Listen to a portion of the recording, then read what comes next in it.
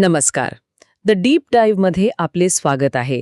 आज आपण एका अशा यंत्राबद्दल बोलणार आहोत जे आपण रोज वापरतो, पण ते आतून नक्की काम कसं करतं हे कोडं अनेकांना पडतं. हो. आपण बोलतोय कम्प्युटरबद्दल.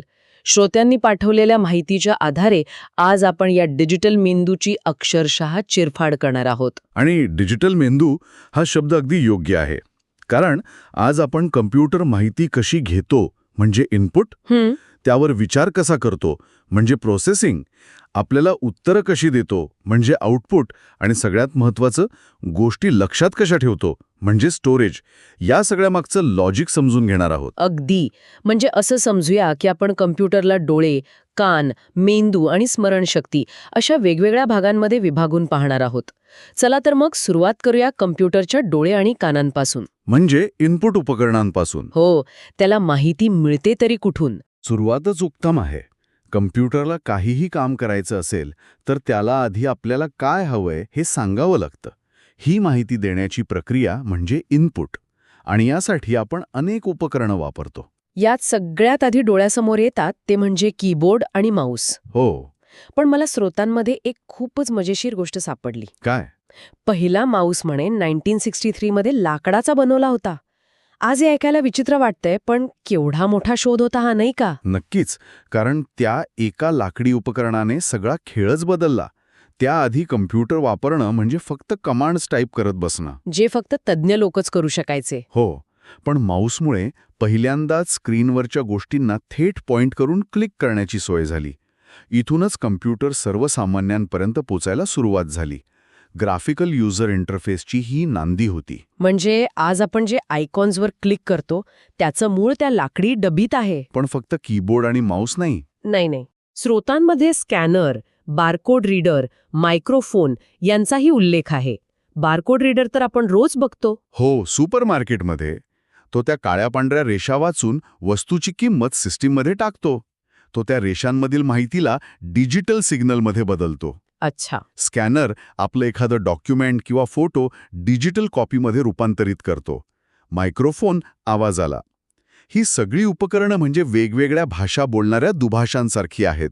वा, छान उदाहरण आहे हे. ते बाहेरच्या जगातील चित्र, आवाज, स्पर्श या गोष्टींना कॉम्प्युटरला समजणाऱ्या भाषेत म्हणजे डिजिटल डेटामध्ये रूपांतरित करतात. म्हणजे आपण कीबोर्डने टाईप केलं, माऊसने क्लिक केलं किंवा माईकवर बोललो, ही सगळी माहिती आता कॉम्प्युटरच्या आत गेली आहे. पण आत गेल्यावर तिचं काय होतं? आपला मेंदू जसा विचार करतो तसं कॉम्प्युटरचा मेंदू कुठे आहे? बरोबर. इथेच येतो सगळ्यात महत्वाचा भाग, CPU म्हणजे सेंट्रल प्रोसेसिंग युनिट. कॉम्प्युटरचा मेंदू. हो. आपण दिलेली सगळी माहिती आणि आज्ञा इथेच येतात आणि त्यावर खरी प्रक्रिया होते. या मेंदूचेही 3 मुख्य भाग आहेत. पहिला आहे अरिथमॅटिक अँड लॉजिक युनिट म्हणजे ALU. नावावरून तरी वाटतंय की हा गणिताचा भाग आहे. अगदी बरोबर. हा कम्प्युटरचा सुपरफास्ट कॅल्क्युलेटर आहे. बेरीज, वजाबाकीपासून ते किचकट गणितापर्यंत सगळं इथेच होतं. पण फक्त गणित नाही, तार्किक क्रिया म्हणजे लॉजिकल ऑपरेशन सुद्धा इथेच होतात. म्हणजे 2 गोष्टींची तुलना करणे, कोणतं लहान कोणतं मोठं हे ठरवणं, हे सगळं ALU सांभाळतं. थांबा, म्हणजे ALU फक्त गणित करतं. पण त्याला काय करायचंय आणि कुठून माहिती घ्यायचीय हे कोण सांगतं? कोणीतरी मॅनेजर असणार ना? आहे. तुमचा अंदाज एकदम अचूक आहे. तो मॅनेजर किंवा ट्रॅफिक हवालदार म्हणजेच CPUचा दुसरा भाग, कंट्रोल युनिट. CU. हो, CU. याचं कामच आहे व्यवस्थापन करणं. कोणती माहिती इनपुटमधून घ्यायची, ती ALUकडे कधी पाठवायची, ALUने तयार केलेलं उत्तर मेमरीमध्ये कुठे ठेवायचं, आणि शेवटी ते आउटपुटसाठी मॉनिटरकडे कसं पाठवायचं. अगदी. या सगळ्या प्रक्रियेवर नियंत्रण ठेवण्याचं काम कंट्रोल युनिट करतं. तो संपूर्ण सिस्टीममध्ये एक ताळमेळ साधतो. आणि तिसरा भाग आहे मेमरी युनिट. हे बाकीच्या मेमरीपेक्षा वेगळं आहे का? हो, हे CPUच्या आत असलेलं एक छोटंसं पण अतिशय वेगवान मेमरी युनिट आहे. याला आपण CPUचा स्क्रॅचपॅड म्हणू शकतो. तात्पुरती वही. बरोबर. ALUला गणित करण्यासाठी जी माहिती तात्काळ लागते ती इथे ठेवली जाते.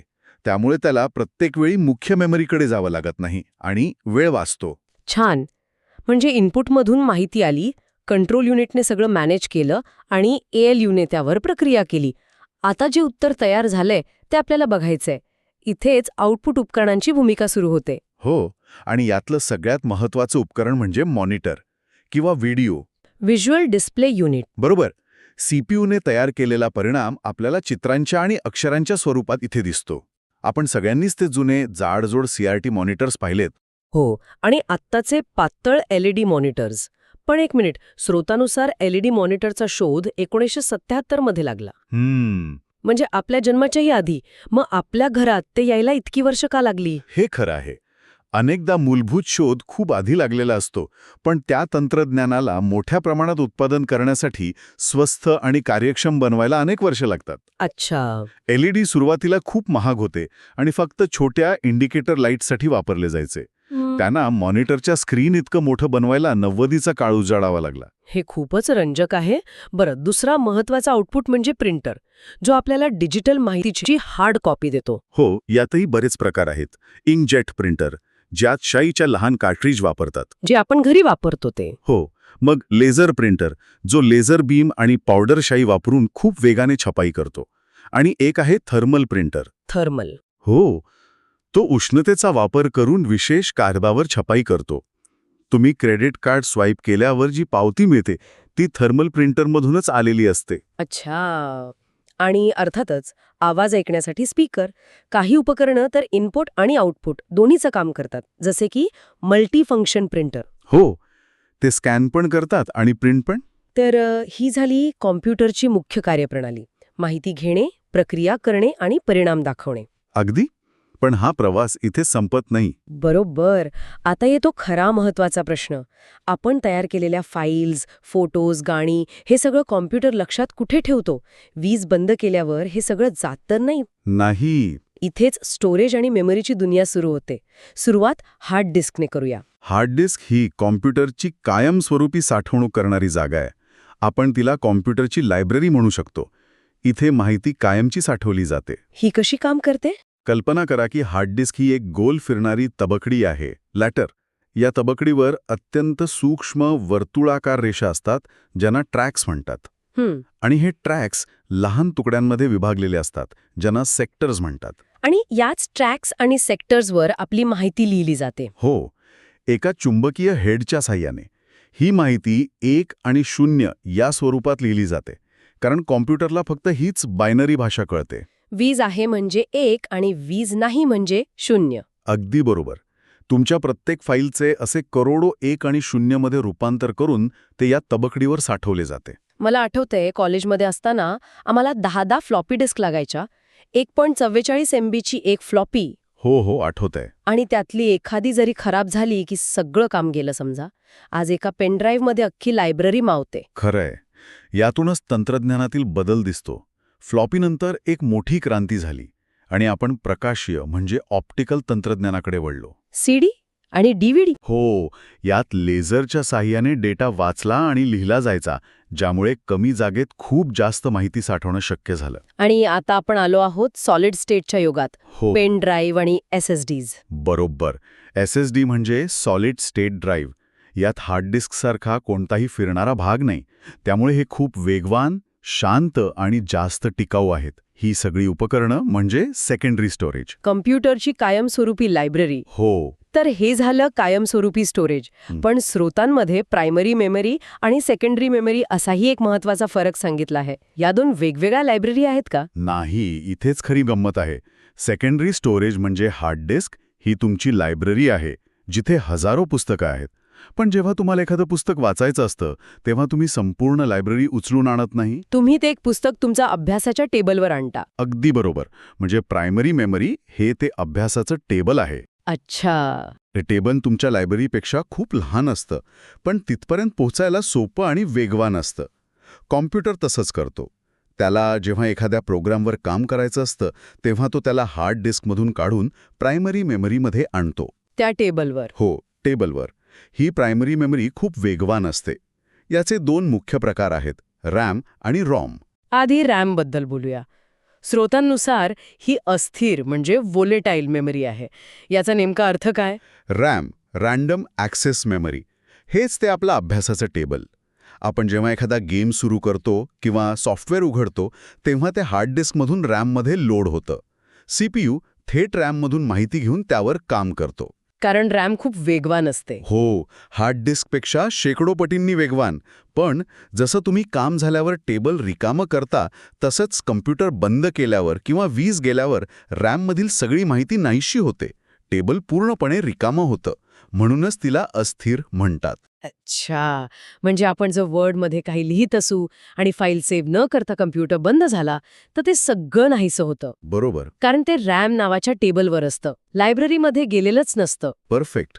म्हणूनच Ctrl+S दाबून सतत सेव्ह करायला सांगतात. सेव्ह केल्यावर ती माहिती रॅममधून हार्ड डिस्कवर म्हणजे कायमस्वरूपी लायब्ररीमध्ये जाते. आणि याच रॅमचे पण प्रकार आहेत. डी रॅम आणि एस रॅम. हे आता थोडं जास्त तांत्रिक होते. नाही, सोपं आहे. डी रॅम म्हणजे डायनॅमिक रॅम. ही आपल्या कम्प्युटरची मुख्य रॅम असते, जी आपण 4 GB, 8 GB, 16 GB अशा स्वरूपात विकत घेतो. ठीक आहे. पण एस रॅम म्हणजे स्टॅटिक रॅम ही खूपच जास्त वेगवान पण तितकीच महाग असते. म्हणून तिचा वापर सीपीयूच्या आत कॅश मेमरी म्हणून केला जातो. म्हणजे सीपीयूचा तो स्वतःचा छोटा सुपरफास्ट टेबल. हो, सीपीयूला वारंवार लागणारी माहिती या सुपरफास्ट एस रॅममध्ये ठेवली जाते, ज्यामुळे त्याला प्रत्येक वेळी मुख्य रॅमपर्यंत जावं लागत नाही आणि कम्प्युटरचा एकूण वेग प्रचंड वाढतो. वा, हे खरंच डीप डाईव्ह झालं. स्त्रोतांमध्ये मेमरीच्या एककांची तर भली मोठी यादी आहे. किलोबाईट, मेगाबाईट, गिगाबाईट हे तर रोजचे शब्द झाले आहेत. पण त्यानंतर पेटाबाईट, एक्झाबाईट आणि यादी थेट झिओबाईटपर्यंत जाते. त्याची कल्पनाच करवत नाहीये. खरंय. एक अक्षर म्हणजे साधारणतः 1 बाईट म्हणजे 8 बिट्स आणि झिओबाईट म्हणजे एकावर किती शून्य लावावेत याचा विचार करत बसावं लागेल. ठीक आहे. तर ही झाली रॅम, वेगवान, तात्पुरती आणि अस्थिर. आता प्रायमरी मेमरीचा दुसरा प्रकार आहे रॉम. रॉंग. ती यापेक्षा कशी वेगळी आहे? रॉंग रीड ओनली मेमरी ही स्थिर म्हणजे नॉन व्हॉलेटाईल मेमरी आहे. म्हणजे कॉम्प्युटर बंद झाला तरी यातील माहिती तशीच राहते, ती पुसली जात नाही. आणि नावाप्रमाणेच यातील माहिती फक्त वाचता येते. हो, ती सहजासहजी बदलता येत नाही. मग हिचा वापर काय जर ती बदलताच येत नसेल? हिलीचा वापर खूप महत्वाचा आहे. यात कम्प्युटर सुरू करण्यासाठी लागणाऱ्या मूलभूत सूचना साठवलेल्या असतात. आपण कॉम्प्युटरचा पॉवर बटन दाबतो तेव्हा सीपीयूला जागा होऊन काय करायचं हे काहीच माहीत नसतं. तेव्हा तो रॉम मधल्या सूचना वाचतो. अगदी. कीबोर्ड तपासा, हार्ड डिस्क आहे का बघा, ऑपरेटिंग सिस्टीम लोड करा, या सगळ्या सूचना रॉममध्ये असतात. या प्रक्रियेलाच बूटिंग म्हणतात. म्हणजे रॉम कम्प्युटरला झोपेतून उठवून कामाला लावण्याचं काम करते. अगदी तसंच. ती कम्प्युटरच्या अस्तित्वासाठी आवश्यक असलेली मूलभूत ओळख आणि सूचना जपून ठेवते. तर आज आपण कॉम्प्युटरच्या रचनेचा एक मोठा पट उलगडला. माहिती घेण्यासाठी इनपुट उपकरणं, त्यावर विचार करण्यासाठी सीपीयू नावाचा मेंदू, परिणाम पाहण्यासाठी आउटपुट उपकरणं. आणि हे सर्व लक्षात ठेवण्यासाठी एक गुंतागुंतीची मेमरी सिस्टम. हो, आणि त्या मेमरी सिस्टीममध्ये सुद्धा 2 स्तर आहेत. एक म्हणजे हार्ड डिस्क किंवा SSD सारखी कायमस्वरूपी लायब्ररी. आणि दुसरा म्हणजे रॅम आणि रॉम असलेली प्रायमरी मेमरी, जी कामासाठी वापरलं जाणारं वेगवान अभ्यासाचं टेबल आहे. या सगळ्या चर्चेतून सगळ्यात महत्त्वाचा निष्कर्ष काय काढता येईल? माझ्या मते यातली सगळ्यात महत्त्वाची गोष्ट ही आहे की हे सर्व घटक एक सिस्टम म्हणून कसे काम करतात. यापैकी एकही घटक कमजोर असला तर त्याचा परिणाम संपूर्ण परफॉर्मन्सवर होतो. उदाहरणार्थ, समजा तुमचा सीपीयू खूप शक्तिशाली आहे पण रॅम कमी आहे, तर कॉम्प्युटर मल्टीटास्किंग करताना हँग होईल. किंवा रॅम भरपूर आहे पण हार्ड डिस्क जुनी आणि हळू आहे, तरीही प्रोग्राम उघडायला खूप वेळ लागेल. म्हणजे सगळ्यांचा एकमेकांशी योग्य ताळमेळ असणं महत्त्वाचं आहे. हो, हाच चांगल्या कॉम्प्युटरच्या परफॉर्मन्सचा आत्मा आहे. अगदी बरोबर.